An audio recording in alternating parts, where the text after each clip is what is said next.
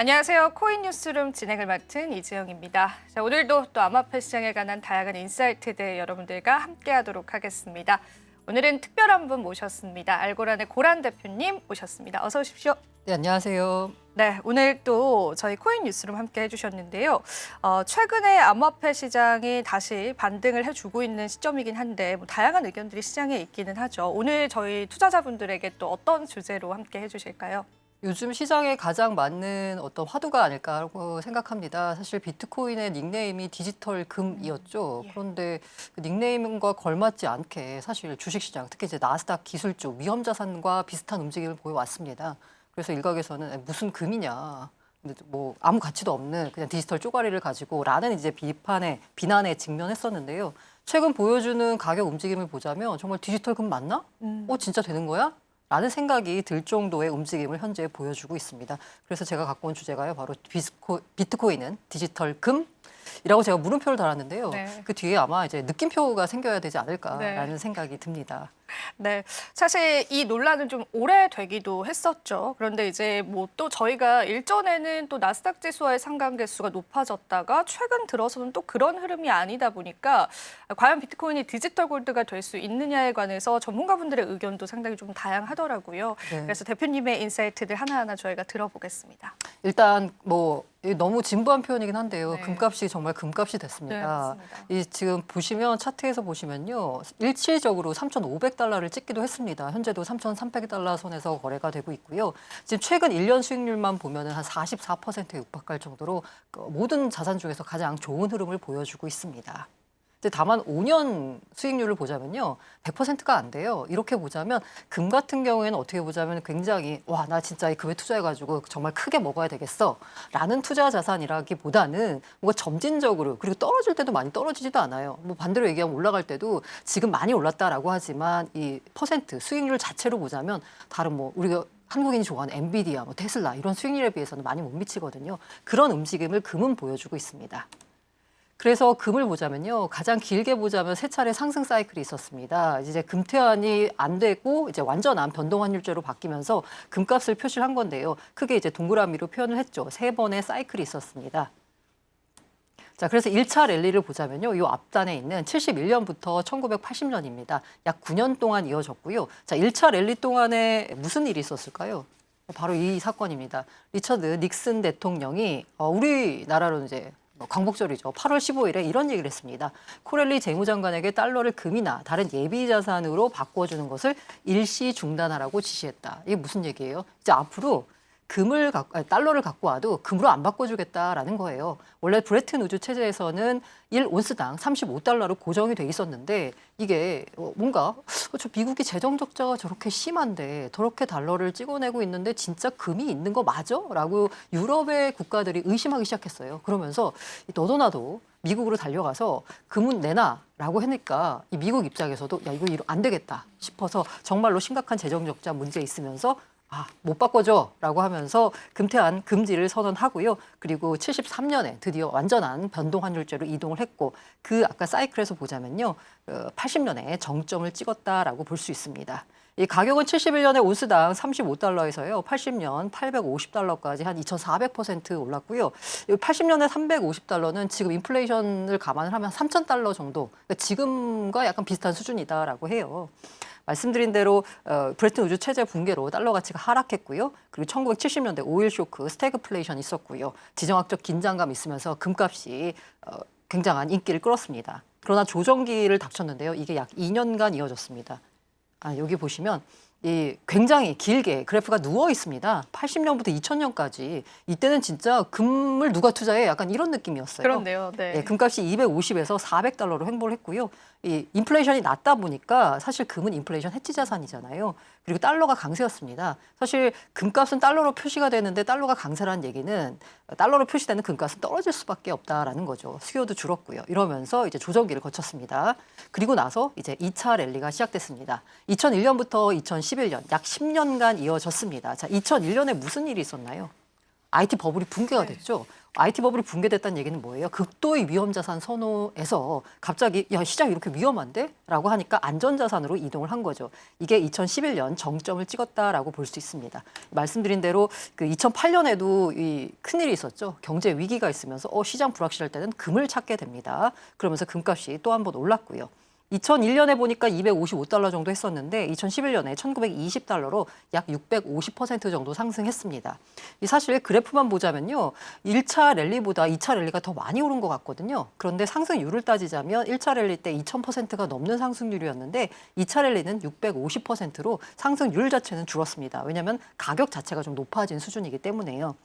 말씀드린 대로 IT 버블이 붕괴가 됐고요. 그때 9.11 테러 있었습니다. 이라크 전쟁. 이러다 보니까 시장 불안한데 안전자산 수요 급증했고요. 또 이때 중국과 인도의 경제가 성장하면서 또 이 나라들 금 굉장히 좋아하는 나라입니다. 실물 금 수요가 급증을 했고요. 말씀드린 대로 2008년 리먼 사태가 있으면서 이거 위기를 극복하기 위해서 어떻게 해야지? 그때 헬리콥터 밴이라고 하잖아요. 돈을 뿌려라. 그래서 양적 완화가 실시가 됐고 인플레이션이 우려가 되면서 금값이 상승했습니다. 그리고 보면 2011년부터 2019년까지 자 여기 보시면 또 조정이 나왔습니다. 조정이 나와서 2011년, 2019년 약 8년간 조정이 나왔고요. 금값은 1,050달러에서 1,500달러로 횡보를 했습니다. 아무래도 연준 금리 인상과 달러 강세로 압박을 받은 거라고 볼 수 있고요. 3차 랠리는 2020년부터 시작됐습니다. 2020년 뭐 다 아시죠? 네, 코로나 있으면서 돈 엄청나게 풀었습니다. 그러면서 사상 최고치 3,500달러를 돌파하기도 했고요. 지금 현재 이게 끝났냐라고 보면 아직까지 진행 중인 것 같습니다. 5년 차에 접어들었고요. 앞서서 1차, 2차 랠리를 보자면 뭐 10년, 9년 굉장히 길게 이어졌잖아요. 그래서 아마 이번 랠리도 한 27년까지는 이어지지 않겠느냐라는 게 아이비들의 분석입니다. 말씀드린 대로 코로나19 때문에 돈 많이 찍어냈고요. 그리고 2022년에 러우 전쟁이 있었고 지난해에는 중동의 긴장 등 지정학적 리스크가 있었고요. 그리고 최근에 많이 오른 건 사실 트럼프 관세 전쟁으로 인한 경제의 불확실성 때문이죠. 이렇게 해서 이제 3차 랠리가 진행 중에 있습니다. 자, 그렇다라고 보자면 아까 말씀드린 대로 이거는 이제 연준의 밸런스 시트예요. 보시면 2010년에 뭐 그럭저럭 이렇게 돈을 풀고 있다가 2020년에 보면 진짜 급격하게 풀었습니다. 그리고 나서 근데 밸런스 시트 상으로 보자면 이게 뭔가 이 흐름이 좀 꺾이잖아요. 근데 이제 연준이 돈을 푸는 게 아니라 미국 정부에서 재무부에서 돈을 푸는 것까지 감안하게 되면 글로벌 M2는 연일 사상 최고치를 경신하고 있습니다. 그래서 제가 이게 세 번의 랠리 중에 최근 들어서 이제 가장 주목하고 싶은 건 바로 이겁니다. 셀 아메리카요. 지금 이제 달러가 약세면 금값이 강세잖아요. 그런데 이 단순한 달러 약세를 넘어서 달러 자산 전체에 대한 매도세가 나타나고 있습니다. 사실 위기다? 그러면 이제 위험 자산, 미국 주식 팔고요. 안전 자산, 미 국채를 사요. 그런데 최근에는 미국 주식과 미국 국채가 모두 약세를 보이고 있습니다. 이건 굉장히 이례적인 현상이라고 하고 있고요. 야, 그렇다면 미국 달러 자산에 대해서 못 믿겠어 라고 했을 때 그럼 달러 중립 자산이 뭐가 있지? 라고 생각을 해보면 달러 중립 자산 뭐가 있을까? 바로 금이 있습니다. 금이 있죠. 네, 그러다 보니까 중앙은행이 외환보유고에서 금을 엄청 많이 쌓아두고 있어요. 최근 들어서 중앙은행들이 22년, 23년, 24년 3개년 연속 1,000톤 넘게 금을 매입하고 있습니다. 특히 중국이 많이 사지 않나요? 맞아요. 중국 같은 경우에 사실 제가 보시면요. 네, 전 세계 금 보유량 상황입니다. 이 1등부터 보면 미국, 독일, IMF는 뭐 미국이 만든 그 뭐 회사 금융기관이니까. 그리고 이탈리아, 프랑스, 러시아. 자, 1등부터 뭐 6등까지 사실상 상위 5개국이 보자면 유럽 국가예요. 그러니까 원래부터 그냥 금을 많이 갖고 있었던 나라고 미국이 많이 갖고 있는 건 앞서 말씀드린 그 브레튼 우즈 체제를 이제 운영해 왔던 중심 국가이다 보니까 많이 들고 있는 거고요. 그런데 이 가운데 8등도 스위스입니다. 근데 이제 7등에 갑자기 등장한 게 바로 중국입니다. 중국이 굉장히 유의미한, 뭐 9등에 인도가 있긴 하지만 중국과 비교하면 양이 1,000톤 미만으로 굉장히 적죠. 중국이 갑자기 이렇게 치고 올라온 거예요. 중국이 아까 말씀하신 대로 중국은 아까 상위에 있는 나라들과 달리 유럽이 아닙니다. 최근 들어서 금을 사 모으기 시작해서 급속도로 사 모아서 지금 현재 7위까지 올라왔다라고 볼 수 있습니다. 자, 그래서 아까 말씀드린 대로 중앙은행이 이제 금을 사고 있다는 말씀드렸고요. 아까 게다가 이 와중에 중앙은행은 22년부터 많이 샀죠. 그런데 최근 들어서는 트럼프 행정부 관세 전쟁이 하니까 그럼 민간 자본도 셀 아메리카를 하는 거예요. 그러면 우리도 달러 중립 자산 찾아야 되는데 뭐가 있지? 중앙은행이 금 사고 있네? 라고 하니까 그럼 우리도 금 사자라고 하면서 헤지 펀드 등 투기적 수요가 이제 또 금에 붙었다라고 볼 수 있습니다. 자, 그래서 달러 가치 하락이 가파르다는 말씀드렸는데요. DXY라고 주요국 6개국 통화에 대한 달러의 가치인데 이게 지금 100 밑으로 내려왔어요. 그럼 이 얘기는 뭐다? 달러 못 믿겠다라는 지표라고 볼 수 있겠죠. 그리고 미국 국채, 원래는 그 주식이 흔들리면 국채로 와야 되잖아요. 네. 가장 최고의 안전자산인데 흔들리고 있습니다. 지금 이게 보시면 표에서 한때 4.5를 돌파하기도 했어요. 10년 만기 국채가요. 사실 이후 10년 만기 국채가 발작을 일으키는 바람에 트럼프가 갑자기 관세 유예를 발표했다라는 말이 있습니다. 이 10년 만기 국채는 어떻게 보자면 미국인들이 모든 생활하는 데 있어서 기준이 되는 금리라고 할 수 있어요. 연준의 기준금리보다도 더 중요한 게 10년 만기 국채인데 특히나 미국 정부 입장에서는 빚을 10년 만기 국채로 환산해서 이거 이제 이자를 줘야 되잖아요. 이 이자가 올라갈수록 이 금리가 올라갈수록 이자 부담이 어마어마하게 늘어납니다. 그래서 이 10년 만기 국채의 금리가 1%포인트 높아질 때마다 미국 행정부의 그 부채 부담이 이자 부담이 16% 정도 증가한다라는 말이 있을 정도예요. 그러다 보니까 이거 안 되겠다 싶어가지고 트럼프가 90일 관세 유예를 발표했다고 볼 수 있고요. 이렇게 국채가 흔들리니까 대안이 필요한 거고 그게 바로 금이라고 볼 수 있죠. 그런데 사실요, 대표님, 그 미국의 지금 부채가 엄청나다라고 하잖아요. 네네네. 그래서 일각에서는 약간 돌려막기를 하고 있다 이런 표현까지 지금, 네. 나오더라고요. 약간 그 미국 같은 경우에는 네. 사실 우리나라는 부채가 많고 재정 적자가 네. 심하며 사실 문제가 많습니다.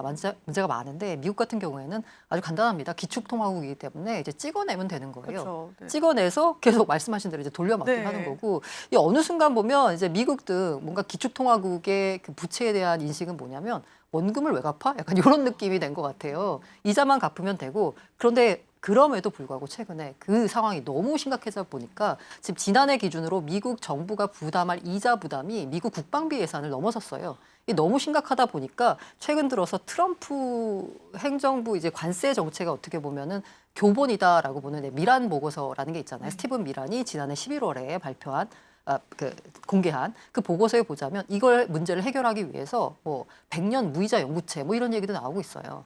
이자 부담을 너무 심하니까 이거를 이제 동맹국들한테 안보를 조건으로 떠넘겨야 된다 뭐 이런 얘기도 막 등장을 하거든요. 현실 가능성이 있는지 모르겠지만 그 정도로 미국에 대한 이제 재정 적자 문제가 심각하다 보니까 그거를 한 번에 좀 뒤집으려고 지금 트럼프가 관세 전쟁을 벌이고 있는 거고 근데 그 과정에서 여러 가지 이제 잡음들이 많이 나오고 있는 상황인 거고요. 어쨌든 그에 맞서는 다른 국들의 상황을 보자면 달러 자산 안 되겠다. 달러 중립 자산으로 가자라고 하면서 금을 많이 매수하고 있습니다. 자, 그래서 최근만 놓고 보자면 말씀드린 대로 전체 보유량만 놓고 보자면 유럽 중심 국가가 금을 많이 보유하고 있어요. 그런데 최근 들어 이제 왼쪽에 있는 게 24년 4분기입니다. 제일 많이 산 게 폴란드예요. 그리고 이제 중국도 눈에 띄고요. 인도 다 신흥국들이 많이 사고 있습니다. 24년 전체로 보자면 폴란드, 인도, 중국 뭐 이렇게 해서 많이 사고 있는데요. 중국이야 계속 이제 사 모으고 있다라고 볼 수 있고 눈에 띄는 게 폴란드인데 이제 폴란드가 왜 사냐고 본다고 하면 옆에 러브 전쟁이 바로 벌어졌잖아요. 그러니까 본인들도 위기를 느낀 그렇네요. 거예요. 네. 게다가 이 러시아 같은 경우에는 달러 자산 갖고 있었더니 미국 정부가 그냥 동결시켜 버렸잖아요. 그러다 보니까 야, 이거 달러 중립 자산은 여차하면 이게 뭔가 문제가 생길 수도 있겠네라고 하면서 이제 금을 많이 매입하는 거고요. 인도는 원래 금 좋아합니다. 네.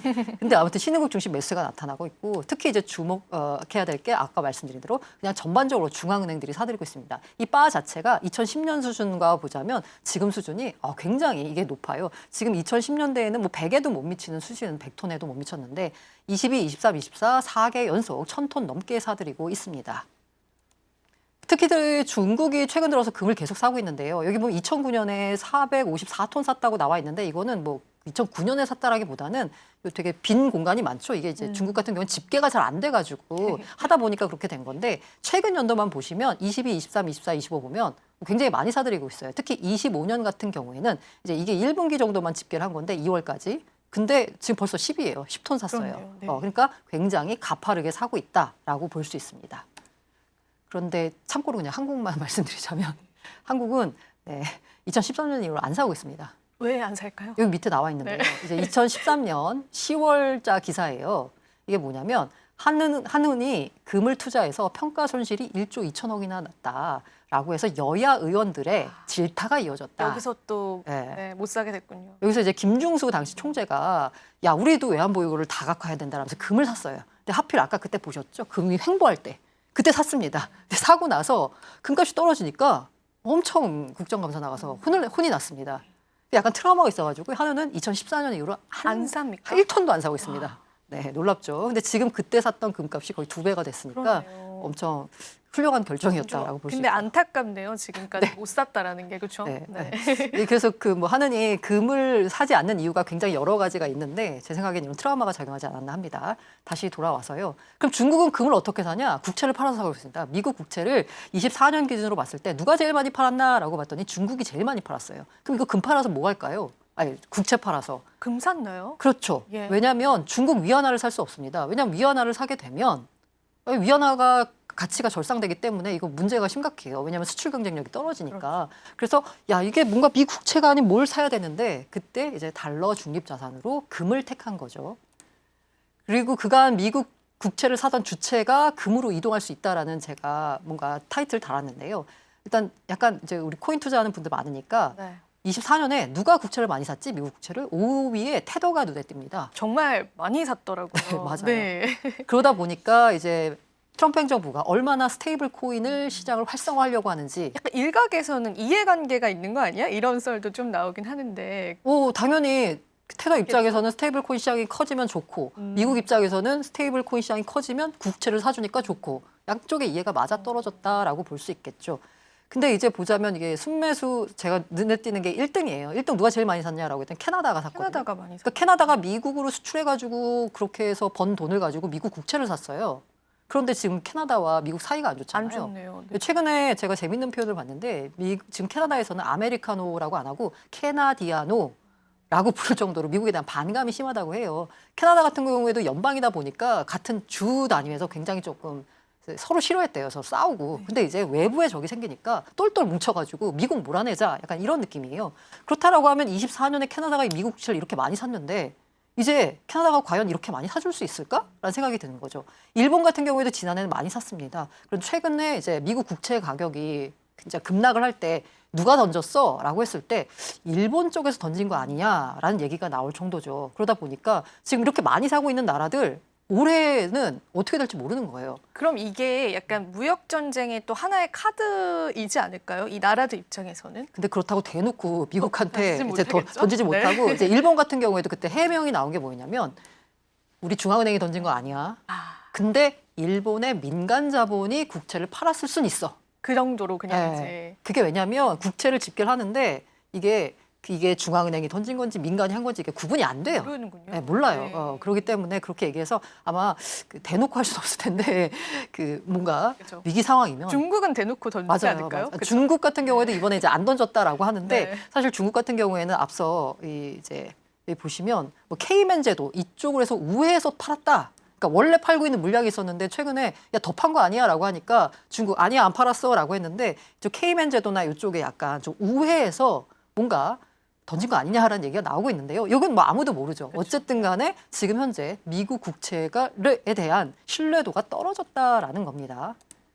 그 중앙은행이 이제 사고 있으니까 민간도 본격 매수에 참여했습니다. 민간이 어떻게 매수에 참여했느냐 이거 뭐 딱히 볼 수 있는 지표가 없어서 제가 금 ETF로 갖고 왔어요. 이게 되게 재밌는 게 뭐냐면 24년 초에 1, 2, 3, 4월에 금 ETF에서 돈이 빠졌습니다. 그렇네요. 네. 예, 저 다음에 보여줄 지표, 예, 요 지표 보시면 일단 요거 한번 보시면 이게 비트코인 ETF의 자금 유출입이에요. 그런데 금에서 빠져서 어디 갔을까 보면 비트코인 ETF로 들어갔다고 볼 수도 있어요. 아 정말로요? 왜냐하면 금과 비슷하잖아요, 비트코인. 예. 그러니까 일부 자금은 야 이제 금 말고 우리 비트코인 쪽으로도 한번 투자를 해볼까라고 해서 들어왔다라고 볼 수 있습니다. 공교롭게도 금 ETF에서 돈이 빠졌을 때가 언제냐? 비트코인 ETF가 출시된 이후. 그러면서 이제 1, 2, 3, 4는 빠졌고요. 그다음에 뭐 5월부터는 그냥 그런 흐름을 흘러왔어요. 그리고 24년 11월에는 트럼프가 당선됐죠. 이때 크립토 시장에 대한 기대감이 정말 어마어마했을 때입니다. 아, 그때 돈이 딱 빠졌죠. 이때도 빠졌네. 네. 그리고 네. 24년 12월 그리고 25년 1월도 뭐 그럭저럭인데 관세 전쟁이 본격화한 25년 2월과 3월에는 갑자기 금 ETF에 대한 매수세가 급증했습니다.